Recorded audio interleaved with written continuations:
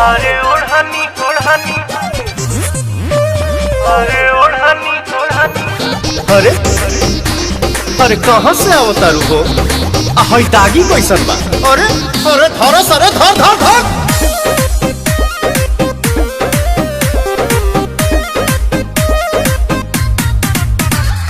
काहे पीछा पड़ल बड़ा हमारे पमरल बड़ा मटकू की पिया तारा दूध से चलल बड़ा। क्या हो? ऐसा नहीं है तो के कर जगवलू हा भगिया गोरी, काहा पुतवलू हा अगिया गोरी। तो हरी हरी ओढ़नी तो हरी छूटल कवन बगिया ए गोरी। तो हरी हरी ओढ़नी तो हरी छूटल कवन बगिया ए गोरी। अरे काहे बताई?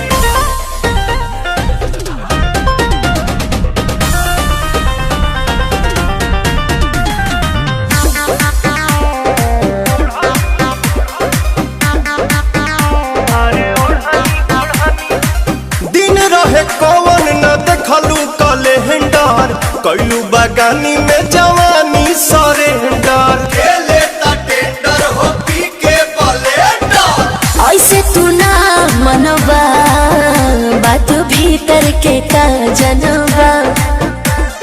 छोटे में खोटे लू सगिया गोरी, एही से लागल बदगिया गोरी।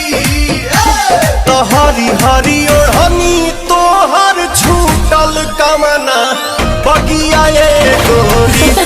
अच्छा हरी ओढ़नी तो हर छूटल कमना बगिया ए गोरी।